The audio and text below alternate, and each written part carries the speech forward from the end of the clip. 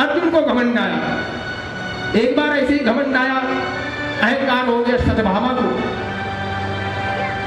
सुदर्शन चक्र को और गरुड़ को, तीनों को अहंकार हो गया। सत्यभामा बोली प्रभु हमसे सुंदर कोई नहीं है। भगवान कृष्ण मुस्कुराने लगे। द्वारका में प्रभु बैठे, गरुड़ ने कहा हे प्रभु मुझसे ज्यादा वेग किसी में नहीं है, जिस वेग से मैं जाता हूँ, मन की वेग से दौड़ता हूँ, और हमसे ज्यादा वेग किसी का नहीं है। द्वारकाधीश फिर मुस्कुराने लगे। सुदर्शन चक्र ने कहा हे प्रभु आपने जितनी लड़ाइयां लड़ी, जितने भी युद्ध हुए हैं और जिन निशाचरों का नाश हुआ है, जिनकी भी गर्दन कटी है उसको मैंने ही काटा है। द्वारकाधीश समझ गए कि इन सब को राग द्वेष का फोड़ा हो गया है, फुंसी निकल आई है और इस फुंसी को यहीं दबा देना चाहिए, नहीं तो फिर आगे ऑपरेशन करना पड़ेगा और उससे भी ठीक हो या ना हो। द्वारकाधीश ने कहा हे गरुड़, बोले हाँ, बोले मेरा एक भक्त है हनुमान,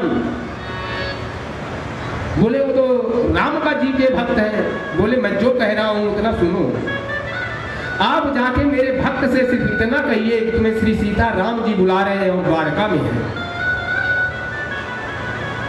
गरुड़ से बोले द्वारकाधीश गरुड़ आप जाइए। गरुड़ जी चले गए। सुदर्शन चक्र को बताया भगवान कृष्ण ने कि जा करके द्वार पे पहरा दीजिए, कोई आने ना पाए बिना मेरी अनुमति के। बिना मेरी अनुमति के कोई भी इस द्वार को प्रवेश न कर पाए। और सत्यभामा जी को अपने पास बैठा लिया। भक्त हो तो बजरंग बली जैसा, सेवक हो तो बजरंग बली जैसा, और दूत हो तो बजरंग बली जैसा। जिन्होंने अपने मान को नहीं समझा, राम काज करीबे को आतुर, श्री सीता रामचंद्र जी के काज में लगे रहे। गरुड़ जी जाकर के पहुंचते हैं हनुमान जी के पास, विनती करने लगे। बोले हनुमान, बोले हाँ, बोले आपको श्री सीता राम जी ने बुलाया है। और हनुमान जी उस समय वृद्ध अवस्था में हो गए, क्योंकि वृद्ध हुई ही नहीं है हनुमान जी, उनको आशीर्वाद मिला माता जानकी का, अजर अमर का, तो वृद्ध नहीं हो सकते। लेकिन गरुड़ को दिखाने के लिए श्री हनुमान जी वृद्धा रूप में आ गए। गरुड़ ने कहा आपको श्री सीता राम जी ने बुलाया है, चलिए। हनुमान जी बोले आप चलो और मैं आता हूं। गरुड़ जी बार बार श्री हनुमान जी का मुंह देखने लगे कि ये वृद्ध बानर कैसे पहुंच जाएगा हमसे पहले।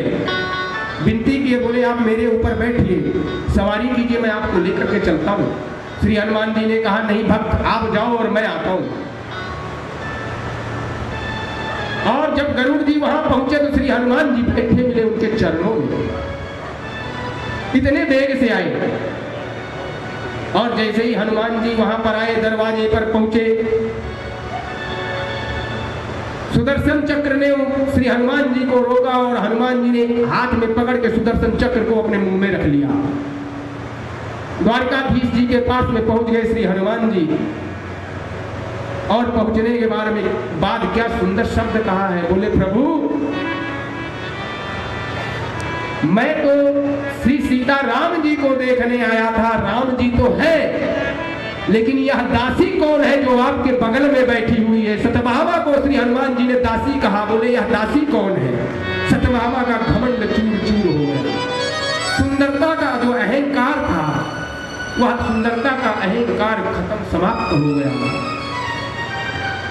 द्वारकाधीश ने कहा हनुमान क्या आपको रास्ते में कोई रोकने वाला नहीं मिला। बोले प्रभु मिला तो। बोले कहाँ है वो।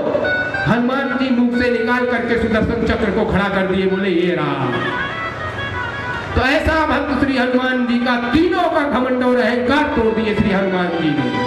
तो जब जब अहंकार और घमंड टूटा है तो श्री हनुमान जी ने ही तोड़ा है। मैंने कहा ठीक है पुल बांधो अर्जुन, और मैं उस पुल से पार हो जाऊं तो जो तुम कहोगे वो मैं करूंगा। अर्जुन ने कहा अगर नहीं पार हो पाए, पुल टूट गया तो मैं आत्मदाह कर लूंगा। अग्नि स्नान कर लूंगा यहीं पर।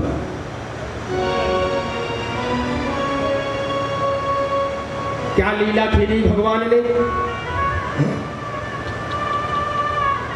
श्री राजेश्वरानंद जी महाराज कहते हैं अब ब्रह्मलीन हो गए हैं, मैं उनको नमन करता हूं। कहते हैं गुरुदेव कि आनन फानन में अर्जुन ने तीर का संधान किया तो बाण की वर्षा की अर्जुन ने, बाण की वर्षा की अर्जुन ने, सागर बना समझा। आनन फानन में कई योजन का पुल बांध दिया ऊंचा। जब इतना हो गया तो श्री हनुमान जी क्या कर रहे हैं, उनकी लीला तो देखिए।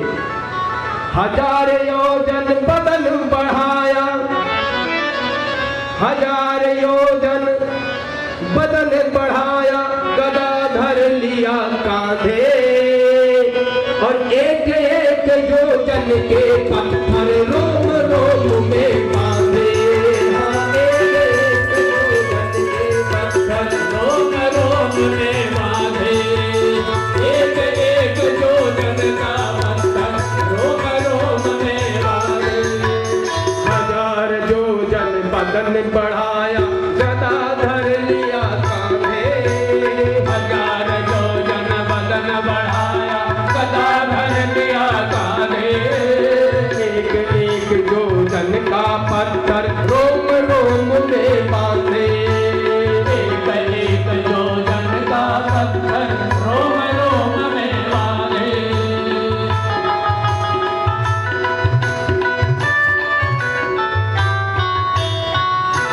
बोलो जय जय श्री सीताराम, जय श्री सीताराम। बोलो जय श्री हनुमान जी की, जय हनुमान की, जय मुनि भगवान की। रोमकूप में एक एक पहाड़ को ही बांध लिया, पूरे का पूरा पहाड़ श्री हनुमान जी ने बांधा। और बांधने के बाद जैसे ही पैर उठा करके पुल पे रखा तो पुल ऐसे होने लगा, चरमराने लगा। अर्जुन ने देखा कि पुल हिल रहा है और श्री कृष्ण से हाथ जोड़ करके आवाज लगाई अर्जुन ने कि प्रभु आज मेरी लाज को बचा दो। अब भगवान कृष्ण तो एक ही, नारायण तो एक ही है, वही राम वही कृष्ण। लाज अर्जुन की बचाए या हनुमान की, दोनों भक्त भगवान के लाज किसकी बचाए। हनुमान जी पुल पे चढ़े, पुल टूट गया। अर्जुन बोले अब मैं अग्निदाह कर लूंगा, अग्नि स्नान करूंगा। लकड़ियां इकट्ठा करी जाने लगी।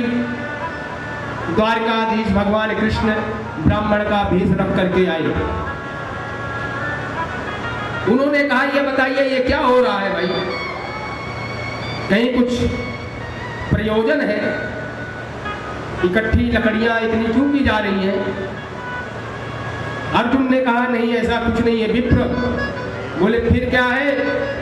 बोले हमारी और हनुमान जी की शर्त लगी थी इस तरह से और मैं शर्त को हार गया, पुल टूट गया है, इसलिए मैं अग्नि स्नान करने के लिए जा रहा हूं। ब्राह्मण रूपी भगवान कृष्ण ने कहा कि देखिए जब शर्त लगी तब 2 ही लोग थे। बोले हाँ। बोले फिर फैसला कैसे होगा। बोले फैसला तीसरा करेगा। तो भगवान कृष्ण ने कहा अर्जुन से तुम फिर से पुल बनाओ और हनुमान जी फिर से पुल पे पार होंगे और उसके बाद यदि अर्जुन तुम हार गए तो अग्नि स्नान कर लेना, क्या दिक्कत है। फिर अर्जुन ने जो है बाण को मारा और पुल तैयार हो गया। पुल तैयार हो गया, हनुमान जी भी फिर उसी तरह से तैयार हुए। 1000 योजन बदन बढ़ाया, गदा धर लिया हाथे। 1000 योजन बदन बढ़ाया, गदा धर लिया कांधे।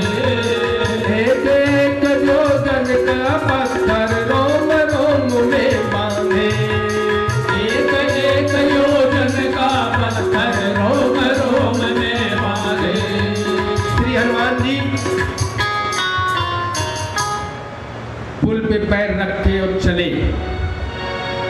जैसे ही आधे रास्ता में श्री हनुमान जी पहुंचे और पहुंचने के बाद जब उनकी निगाह नीचे पड़ी तो रक्त की धार बह रही थी।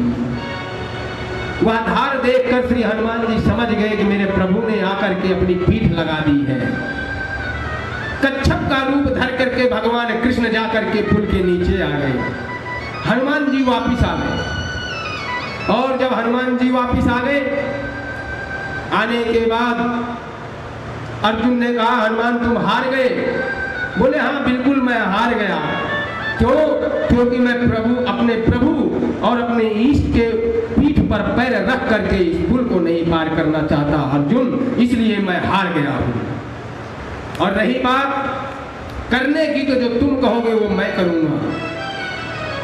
हनुमान जी बोले वो ब्राह्मण थे, जो भगवान ब्राह्मण बन के गए थे, बोले प्रभु मैं तुम्हें पहचान गया हूं, अब तो अपनी पीठ तो दिखा दो। और जो भगवान कृष्ण ने अपनी पीठ को दिखाया है तो उनके पीठ में निशान आ गए थे। पूरी पीठ लाल हुई पड़ी थी और रक्त बह रहा था। हनुमान जी हाथ जोड़ करके खड़े हो गए, बोले प्रभु जो आदेश हो आपका आदेश मानने के लिए मैं तैयार हूं।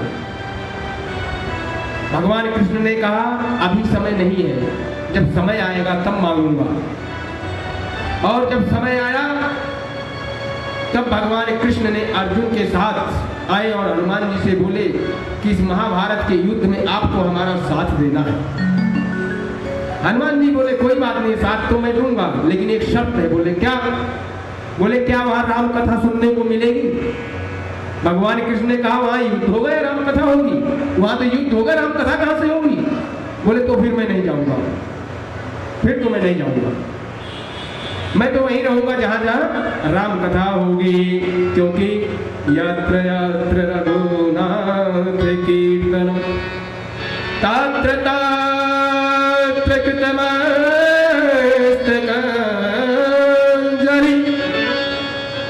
बाष्पवारि परिपूर्ण लोचन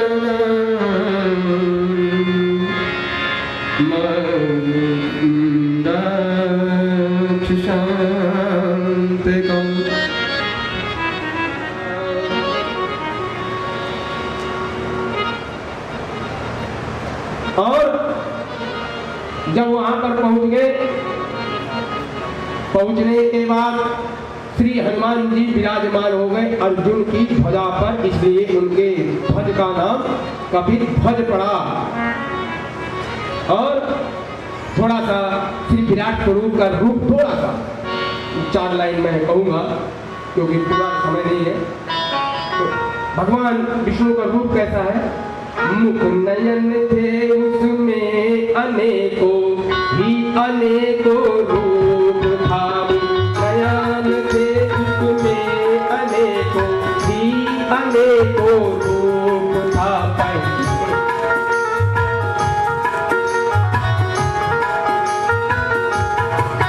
पहले मुकुट मंजुल गदा, पहले मुकुट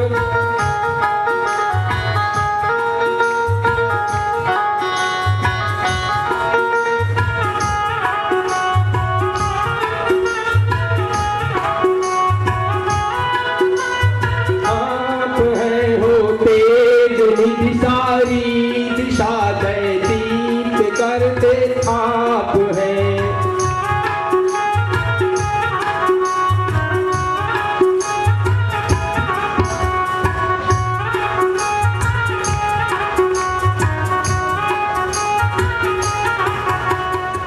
जय जय श्री राम।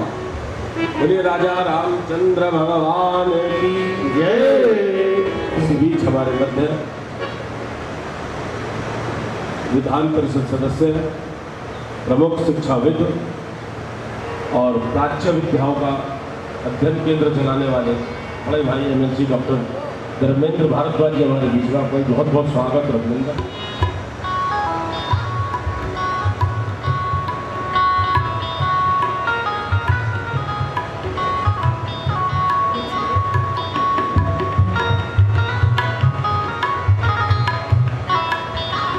आयुर्वेद और तमाम प्राच्य विद्याओं का संस्थान धर्मेंद्र जी वैसे चलाते हैं और उत्तर प्रदेश शासन विधान के सदस्य हैं। बोलिए राजा राम राम हरे राम राम राम सीता राम राम राम हरे राम राम राम सीता राम राम राम हरे राम राम राम सीता राम राम राम हरे राम राम राम सीता राम राम राम हरे राम राम राम सीता राम राम। श्री हनुमान जी ध्वजा पे जाकर के विराजमान हुए। अर्जुन की ध्वजा का नाम पड़ा कपित ध्वज। और कल इसमें का थोड़ा सा हमने आप लोगों को सुनाया था। आज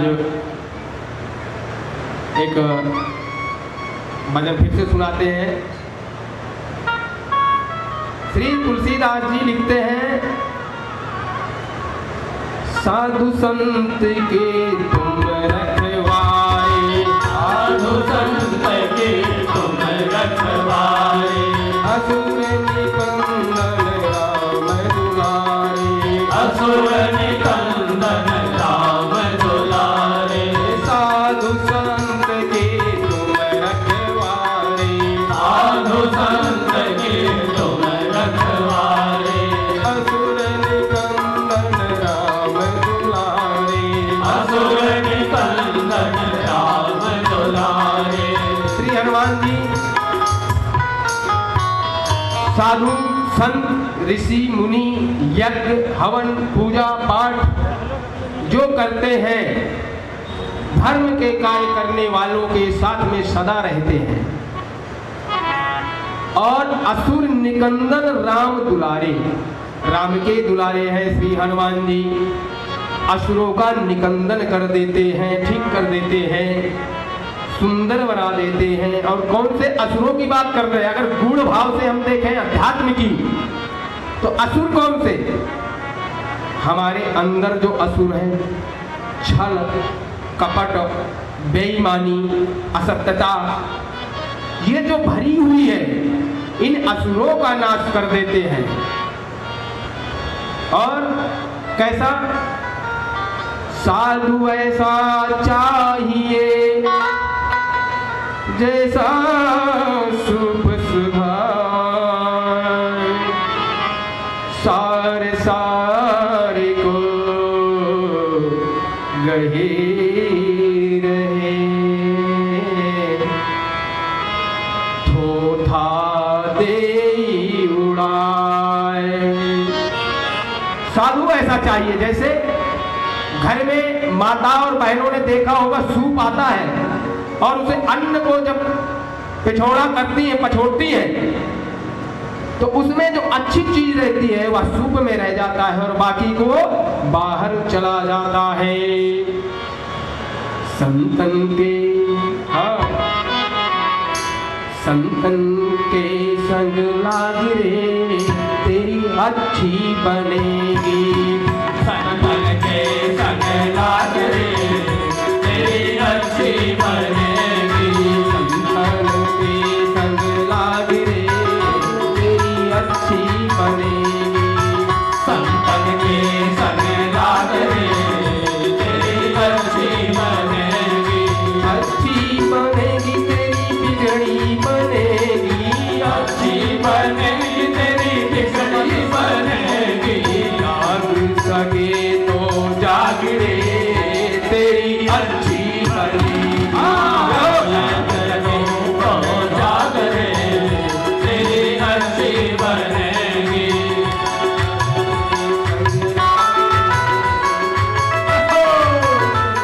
द्रौपदी की बन गई प्रहलादों की बन गई। द्रौपदी की बन गई प्रहलाद जी की बन गई।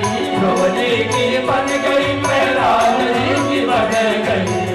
हरि कीर्तन में हरि कीर्तन में मन लाग रे, अच्छी